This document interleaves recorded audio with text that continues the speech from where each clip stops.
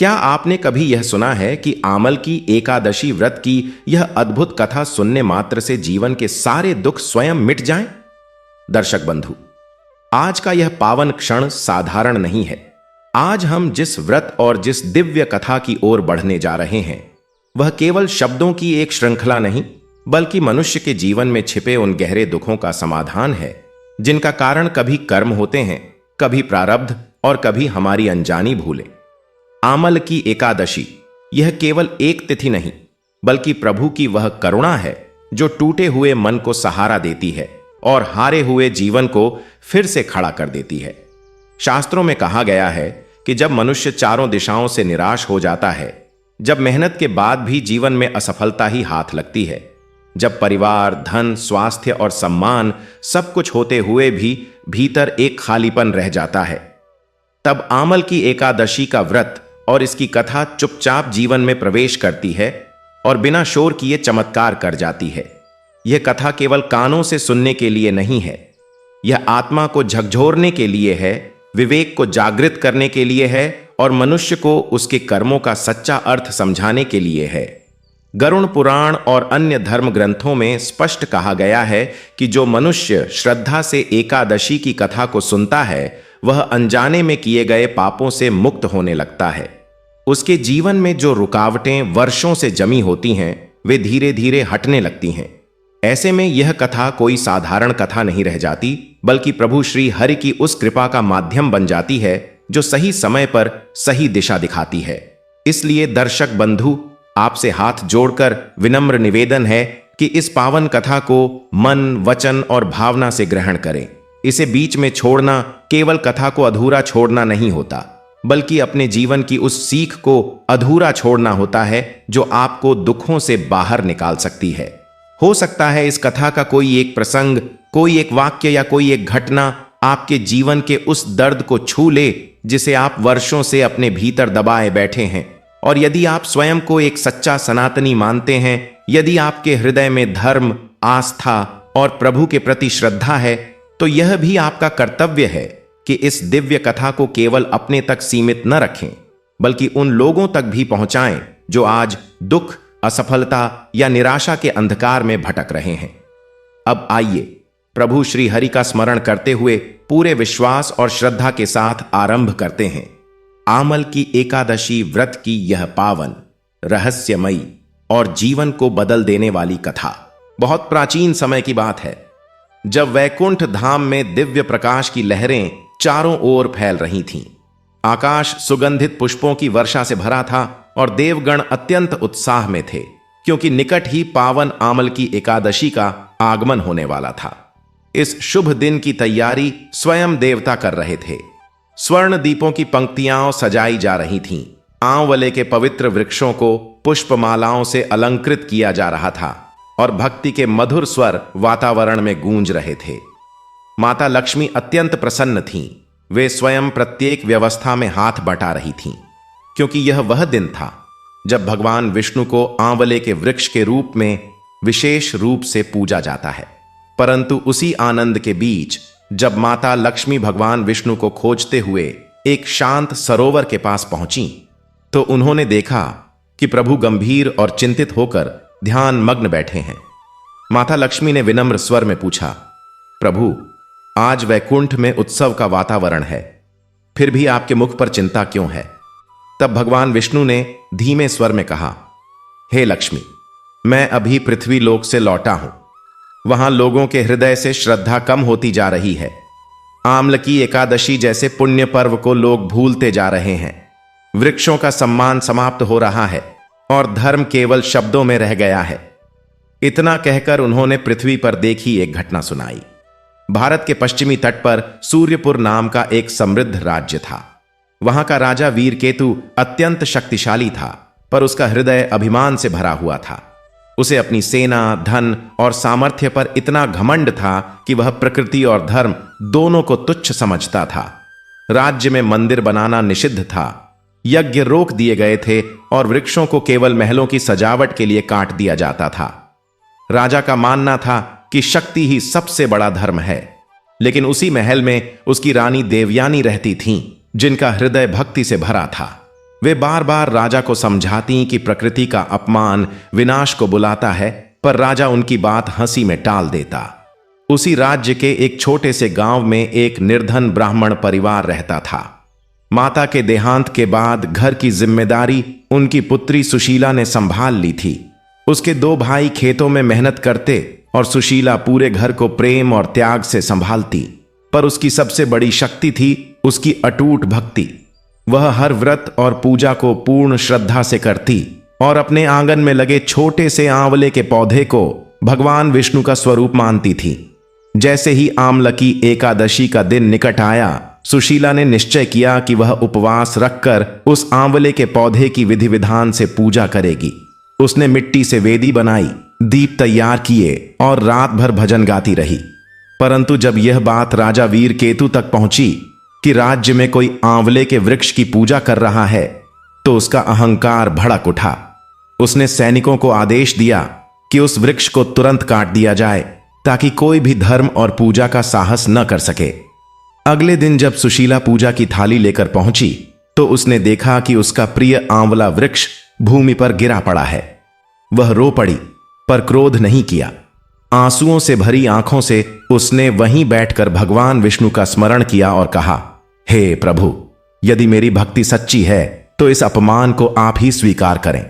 उसी क्षण आकाश में तेज प्रकाश फैल गया। टूटी हुई शाखाओं से हरी कोंपलें फूटने लगीं और पूरा वातावरण दिव्य सुगंध से भर गया। उसी समय राजा के महल में भयंकर अशांति फैल गई। दीप अपने आप बुझने लगे, महल की दीवारों में दरारें पड़ गईं और राजा भय से कांप उठा। तब उसे अपने अहंकार का बोध हुआ।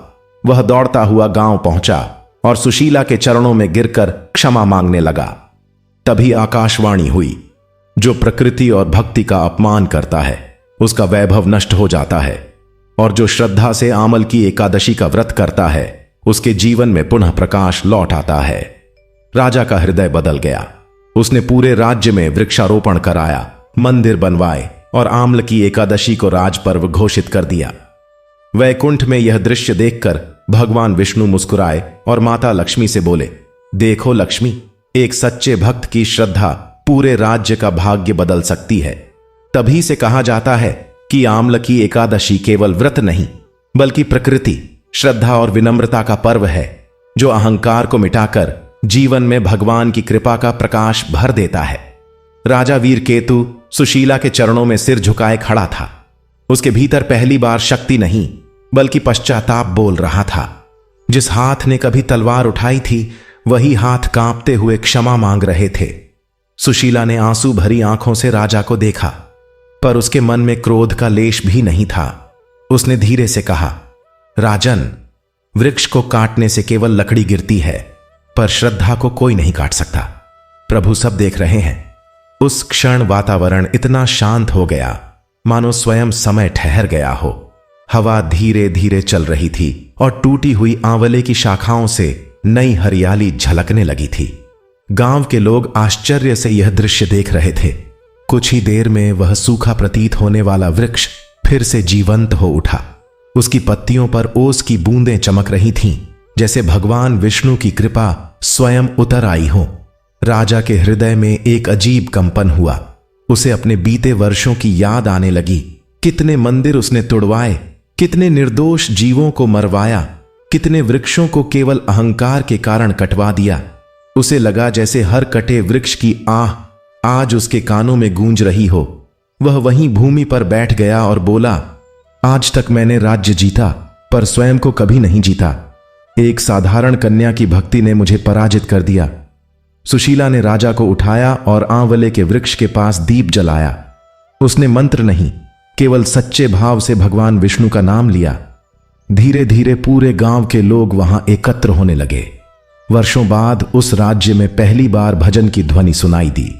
वृद्धों की आंखों में आंसू थे, बच्चों के चेहरों पर उत्साह था और स्त्रियां दीप लेकर खड़ी थीं। ऐसा लग रहा था मानो सोया हुआ धर्म फिर जाग उठा हो। उधर महल में रानी देवयानी ने जब यह समाचार सुना तो वे तुरंत वहां पहुंची। उन्होंने देखा कि राजा साधारण लोगों के बीच बैठा है, सिर झुकाए भजन सुन रहा है। रानी की आंखें भर आईं। उन्होंने मन ही मन भगवान को धन्यवाद दिया, क्योंकि जिस परिवर्तन के लिए वे वर्षों से प्रार्थना कर रही थीं, वह आज एक भक्त की श्रद्धा से संभव हुआ था। रात गहराने लगी, पर किसी को थकान नहीं थी। सुशीला ने आमल की एकादशी का व्रत कथा सुनाना शुरू किया।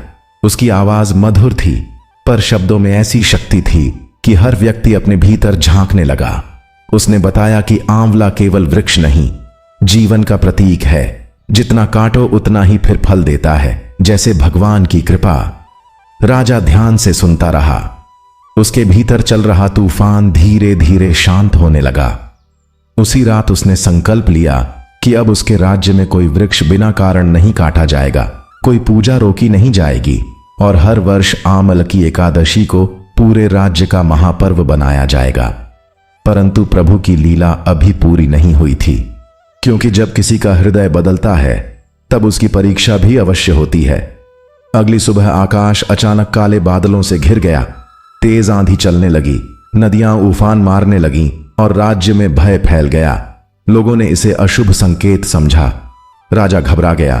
क्या यह उसके पुराने कर्मों का फल था? वह तुरंत सुशीला के पास पहुंचा। सुशीला शांत थी। उसने कहा, जब अंधकार जाता है तब प्रकाश आने से पहले प्रकृति स्वयं को शुद्ध करती है। भय मत करो, प्रभु परीक्षा लेते हैं, दंड नहीं। राजा ने पहली बार बिना प्रश्न किए विश्वास किया। राजा ने पहली बार बिना कोई प्रश्न किए विश्वास कर लिया। उसके भीतर जो भय था वह धीरे धीरे श्रद्धा में बदलने लगा। आकाश में गरजते बादल मानो वर्षों से किए गए पापों की गूंज बनकर फैल रहे थे। तेज हवा चल रही थी, वृक्ष झुक रहे थे और लोग अपने घरों में बैठकर ईश्वर का नाम लेने लगे। पर सुशीला उसी आंवले के वृक्ष के पास दीपक जलाकर शांत भाव से बैठी रही। उसकी आंखें बंद थीं और होंठों पर केवल नारायण नारायण का जाप चल रहा था। अचानक आकाश में तीव्र प्रकाश चमका और दूर पहाड़ी के पास सूखी पड़ी भूमि पर बिजली गिरी। उसी स्थान से जल फूट पड़ा। जो नदी वर्षों से सूखी थी उसमें धीरे धीरे पानी भरने लगा। लोगों ने इसे अद्भुत चमत्कार माना, पर सुशीला के चेहरे पर शांत मुस्कान थी। वह जानती थी कि जब सच्ची भक्ति जागती है तो प्रकृति भी जीवित हो उठती है। राजा यह सब देख रहा था। उसके मन में पहली बार शासन का गर्व नहीं, सेवा का भाव जागा। उसने तुरंत सैनिकों को आदेश दिया कि वे लोगों की सहायता करें, पशुओं और वृक्षों की रक्षा करें और किसी भी जीव को कष्ट न पहुंचाए। जो सैनिक पहले लोगों में भय फैलाते थे वही अब सहारा बन गए। धीरे धीरे पूरे राज्य का वातावरण बदलने लगा। रात बीत गई। सुबह जब सूर्य की पहली किरणें फैलीं तो आकाश स्वर्णिम प्रकाश से भर उठा। आंवले के उस वृक्ष पर असंख्य छोटे छोटे फल चमक रहे थे, जबकि वही वृक्ष कल तक कटा हुआ पड़ा था। गांव के बुजुर्ग आश्चर्य से बोले, यह भगवान विष्णु की कृपा है, यह वृक्ष अब साधारण नहीं रहा। तभी सुशीला ने राजा से कहा, राजन, परिवर्तन केवल संकल्प लेने से नहीं होता, उसे कर्म से निभाना पड़ता है। आज आमल की एकादशी है। यदि आप सच्चे मन से व्रत करेंगे तो आपका राज्य भी पवित्र हो जाएगा। राजा ने जीवन में पहली बार उपवास रखने का निश्चय किया। उसने अपने राजसी वस्त्र त्याग दिए और साधारण वस्त्र पहनकर आंवले के वृक्ष के नीचे बैठ गया। यह दृश्य देखकर प्रजा आश्चर्य में पड़ गई। जो राजा कभी देवताओं का नाम सुनना भी पसंद नहीं करता था, वही आज भक्ति में लीन था। भजन आरंभ हुआ। सुशीला कथा सुनाने लगी। उसने कहा कि आंवला वृक्ष धैर्य का प्रतीक है। वह हर अरथु की कठिनाई सहता है पर फल देना नहीं छोड़ता। जैसे सच्चा मनुष्य परिस्थितियों के बावजूद धर्म नहीं छोड़ता। कथा सुनते सुनते राजा की आंखों से आंसू बहने लगे। उसे अपना बचपन याद आने लगा, जब उसकी माता उसे भगवान की कथाएं सुनाया करती थीं। सत्ता के अभिमान ने उससे वह सरल श्रद्धा छीन ली थी। दोपहर तक पूरे राज्य से लोग आने लगे। कोई फल चढ़ा रहा था, कोई दीप जला रहा था, तो कोई केवल हाथ जोड़कर प्रणाम कर रहा था। वर्षों बाद उस भूमि पर सामूहिक भक्ति का ऐसा दृश्य दिखाई दिया। उसी समय वहां एक वृद्ध साधु पहुंचे। उनके शरीर से तेज निकल रहा था, पर कोई उन्हें पहचान नहीं पा रहा था। वे सीधे राजा के पास गए और बोले, राजन, क्या तुम्हारा परिवर्तन सच्चा है या केवल भय का परिणाम? राजा ने विनम्र होकर उत्तर दिया, पहले मैं शक्ति के अहंकार से राज्य चलाता था, आज समझ गया हूं कि राज्य हृदय से चलता है। यदि मेरा परिवर्तन असत्य हो तो प्रभु मुझे दंड दें। साधु मुस्कुराए। उन्होंने आंवले के वृक्ष को स्पर्श किया और उसी क्षण चारों ओर दिव्य प्रकाश फैल गया। साधु का स्वरूप बदलने लगा। उनके चारों ओर शंख, चक्र, गदा और पद्म का तेज प्रकट हुआ। सबके मुख से एक साथ निकला, भगवान विष्णु। राजा और समस्त प्रजा भूमि पर दंडवत हो गई। भगवान विष्णु बोले, मैंने देखा कि एक सच्चे भक्त की श्रद्धा कैसे कठोर हृदय को भी पिघला देती है। सुशीला की भक्ति ने इस राज्य को विनाश से बचा लिया। फिर उन्होंने राजा की ओर देखकर कहा, अहंकार सबसे बड़ा शत्रु है और विनम्रता सबसे बड़ी विजय। भगवान ने आशीर्वाद दिया कि जो भी आमल की एकादशी के दिन श्रद्धा से आंवले के वृक्ष की पूजा करेगा, उसके जीवन में सुख, स्वास्थ्य और शांति बनी रहेगी। यह कहकर वे अंतर्ध्यान हो गए, पर वातावरण में दिव्य सुगंध लंबे समय तक बनी रही। उस दिन के बाद सूर्यपुर राज्य पूर्णतः बदल गया। हर घर के आंगन में आंवले का पौधा लगाया गया, मंदिरों में दीप जलने लगे और राजा स्वयं हर वर्ष आमलकी एकादशी का व्रत करने लगा। पर कथा यहीं समाप्त नहीं होती, क्योंकि सुशीला के जीवन में अभी एक और परीक्षा आने वाली थी, जो उसकी भक्ति को और भी महान बनाने वाली थी। उस दिव्य घटना के बाद पूरा राज्य मानो नई चेतना से भर उठा था, पर सुशीला के मन में कोई गर्व नहीं आया। वह पहले की तरह ही शांत भाव से अपने छोटे से घर में लौट आई। उसके लिए चमत्कार नहीं, भक्ति ही सबसे बड़ा सत्य था। रात गहराने लगी थी। आकाश में चंद्रमा हल्की रोशनी बिखेर रहा था और आंवले के वृक्ष की छाया भूमि पर ऐसे पड़ रही थी मानो स्वयं भगवान की कृपा पहरा दे रही हो। उसी रात सुशीला ने स्वप्न देखा कि एक विशाल प्रकाश उसके सामने प्रकट हुआ है और उस प्रकाश से मधुर स्वर आया, भक्ति का मार्ग सरल नहीं होता, जो उसे अपनाता है उसकी परीक्षा अवश्य होती है। सुबह होते ही राज्य में एक नई चिंता फैल गई। दूर पर्वतों से खबर आई कि भयंकर रोग फैलने लगा है। कई गांवों में लोग अचानक दुर्बल होने लगे थे।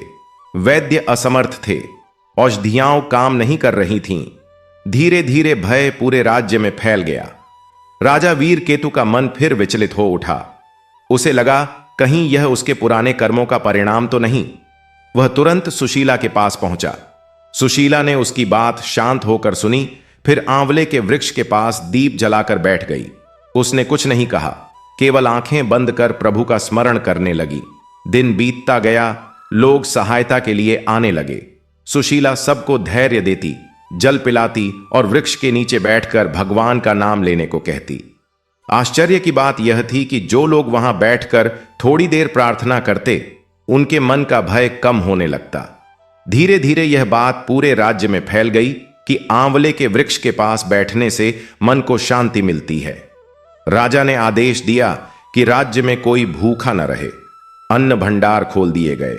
पहली बार उसने प्रजा को अपनी शक्ति नहीं, अपने परिवार की तरह देखना शुरू किया।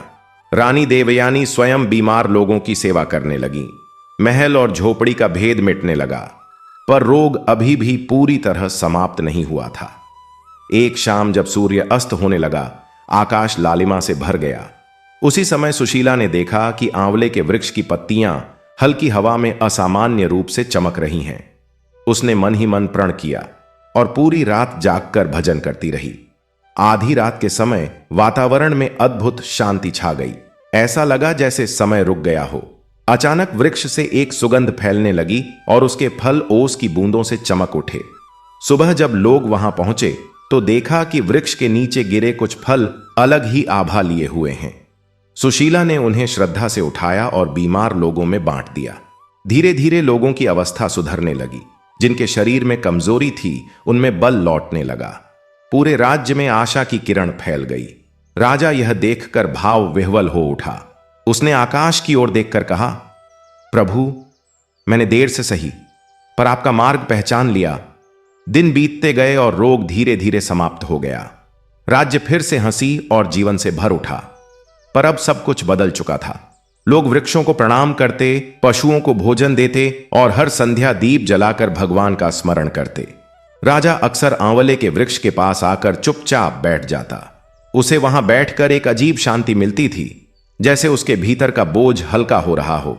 एक दिन उसने सुशीला से पूछा, तुम्हें कभी डर नहीं लगा? सुशीला मुस्कुराई और बोली, जहां विश्वास होता है वहां डर ठहर नहीं पाता। राजा लंबे समय तक उस उत्तर के बारे में सोचता रहा। उसे समझ आने लगा कि शक्ति तलवार में नहीं, विश्वास में होती है। उसी क्षण हल्की हवा चली और आंवले के वृक्ष से कुछ पत्तियां गिरकर भूमि पर बिखर गईं। वातावरण फिर से उसी दिव्य शांति से भर गया, मानो अदृश्य रूप से भगवान की कृपा सब पर बनी हुई हो। और उसी शांत क्षण से सुशीला के जीवन की अगली लीला प्रारंभ होने वाली थी, जो न केवल उसके धैर्य बल्कि पूरे राज्य की आस्था को एक नई दिशा देने वाली थी। उस शांत क्षण के बाद दिन तो सामान्य दिखाई देने लगे, पर भीतर ही भीतर कुछ बदल रहा था। सुशीला पहले की तरह ही प्रातःकाल उठती, आंगन को साफ करती, जल भरती और आंवले के वृक्ष के पास दीप जलाकर बैठ जाती। अब वहां केवल वह अकेली नहीं होती थी। धीरे धीरे गांव की स्त्रियां, वृद्ध और बच्चे भी आने लगे थे। कोई कुछ मांगने नहीं आता था, बस थोड़ी देर बैठकर मन को शांत करने आता था। वृक्ष के नीचे बैठते ही लोगों को ऐसा लगता मानो मन का बोझ हल्का हो गया हो। राजा वीर केतु भी कई बार बिना किसी को बताए साधारण वेश में वहां आकर बैठ जाता। उसे आश्चर्य होता कि जिस शांति को वह युद्ध जीतकर भी नहीं पा सका, वह यहां मौन बैठने से मिल जाती है। एक दिन उसने देखा कि सुशीला मिट्टी में छोटे छोटे पौधे लगा रही हैं। उसने पूछा भी नहीं, बस स्वयं घुटनों के बल बैठकर मिट्टी उठाने लगा। उस दिन पहली बार प्रजा ने अपने राजा को सेवा करते देखा। लोगों के जीवन में सुख लौट ही रहा था कि अचानक राज्य की सीमा से समाचार आया कि पड़ोसी प्रदेश में भयंकर सूखा पड़ गया है। वहां के लोग भोजन और जल के अभाव में भटक रहे थे। कुछ ही दिनों में शरण मांगते हुए अनेक परिवार सूर्यपुर की ओर आने लगे। राजमहल के मंत्री चिंतित हो उठे। उन्होंने राजा से कहा कि यदि इतने लोगों को आश्रय दिया गया तो राज्य का अन्न भंडार खाली हो जाएगा। राजा कुछ क्षण मौन रहा, फिर उसे सुशीला की बात याद आई। विश्वास में ही रक्षा है। उसने आदेश दिया कि किसी भी शरणार्थी को रोका न जाए। अन्न भंडार खोल दिए गए। लोग हैरान थे, क्योंकि पहले यही राजा किसी को सीमा पार करने भी नहीं देता था। दिन बीतते गए, अन्न तेजी से कम होने लगा। महल में चिंता बढ़ी, पर सुशीला के चेहरे पर वही शांत भाव था। एक संध्या वह आंवले के वृक्ष के पास बैठी थी। हवा धीमे धीमे चल रही थी और पत्तियों की सरसराहट मानो कोई अदृश्य संदेश सुना रही थी। उसने आंखें बंद कर प्रभु का स्मरण किया और मन ही मन कहा, हे नारायण, यदि सेवा सच्ची है तो कृपा भी अवश्य होगी। अगली सुबह एक अद्भुत घटना हुई। रात में हुई हल्की वर्षा के बाद राज्य के खेतों में नई हरियाली झलकने लगी।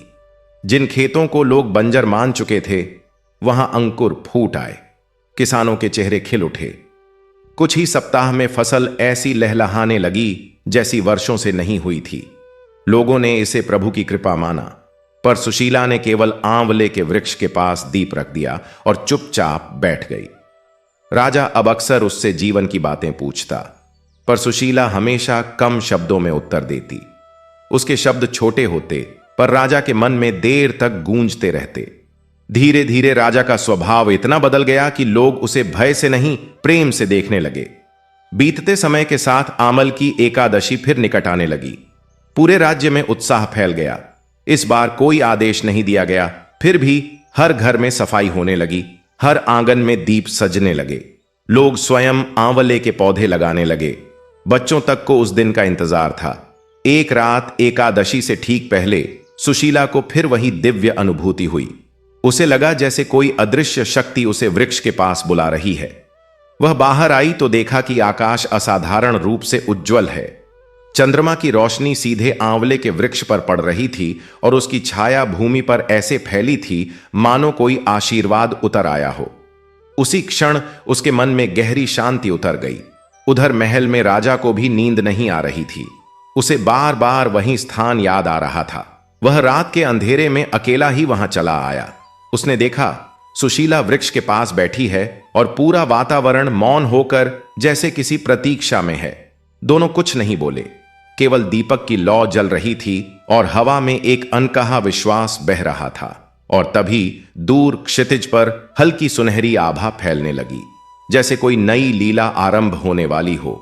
जो इस बार केवल एक व्यक्ति नहीं बल्कि पूरे राज्य की आत्मा को बदल देने वाली थी।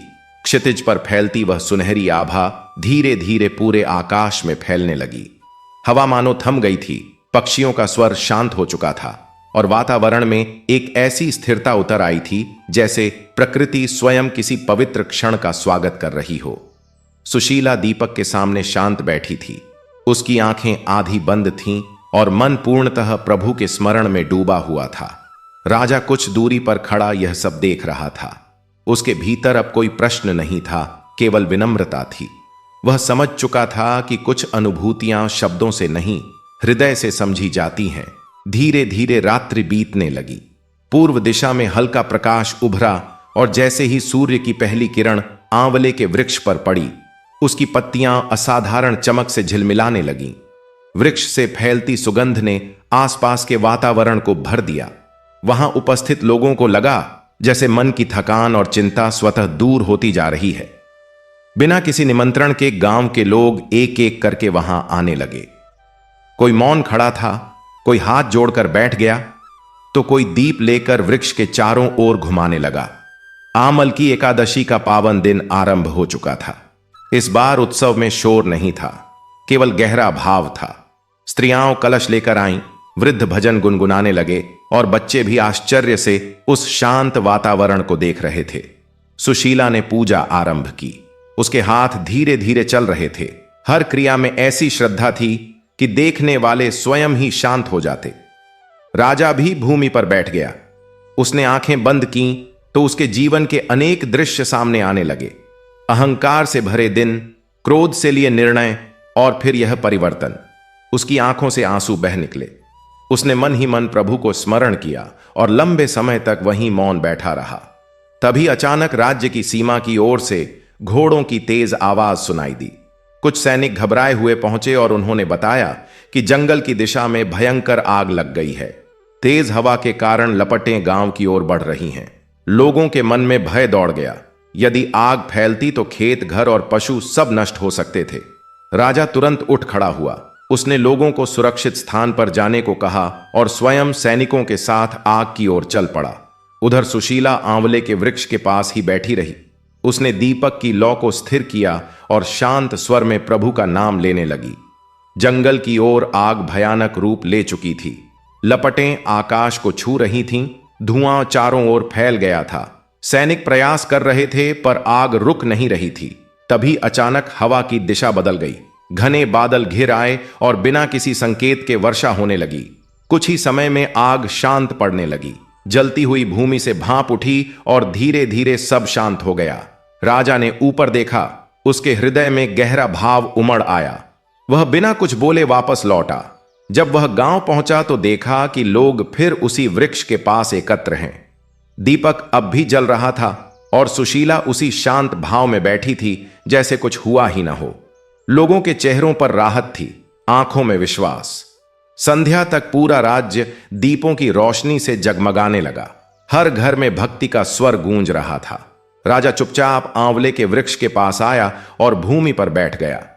हवा हल्की चल रही थी, पत्तियां धीरे धीरे हिल रही थीं और उस क्षण पूरे वातावरण में ऐसी शांति थी जिसमें कोई शब्द आवश्यक नहीं रह गया था।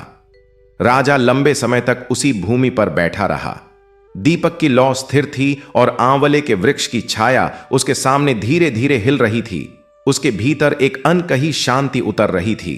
उसे लग रहा था जैसे वर्षों से जो बेचैनी उसके मन में थी वह धीरे धीरे मिटती जा रही है। आसपास बैठे लोग भी मौन थे।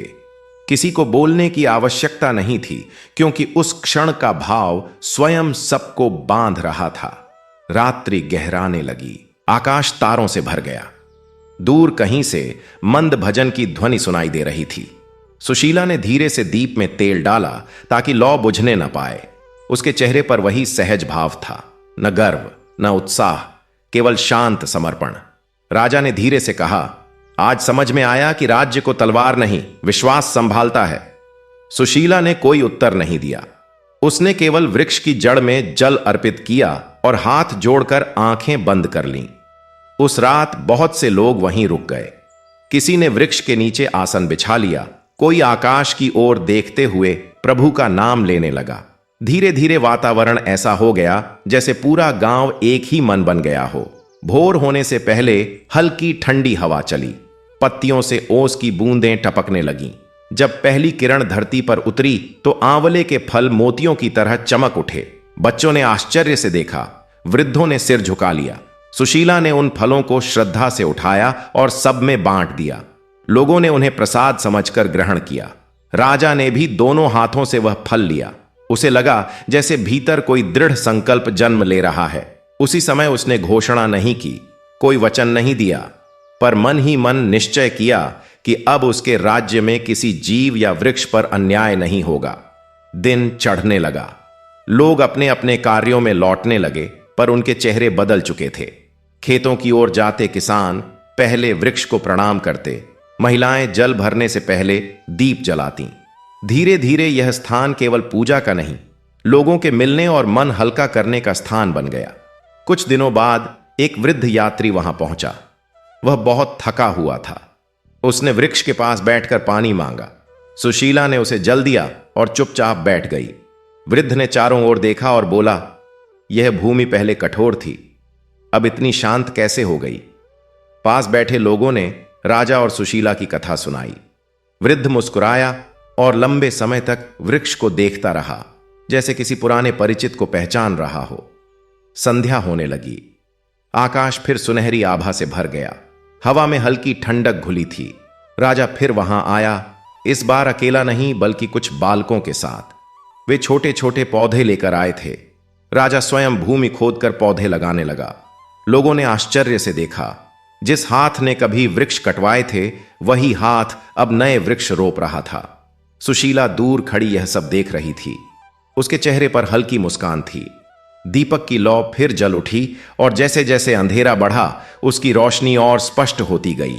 हवा धीरे धीरे चल रही थी, पत्तियां सरसराने लगीं और उस शांत संध्या में ऐसा प्रतीत हो रहा था मानो स्वयं प्रकृति इस परिवर्तन की साक्षी बनकर मौन आशीर्वाद दे रही हो। धीरे धीरे रात उतर आई। नए लगाए गए पौधों के पास मिट्टी अब भी नम थी और दीपक की लौ हवा के साथ हल्के हल्के डोल रही थी। लोग अपने घर लौट चुके थे, पर राजा कुछ देर और वहीं बैठा रहा।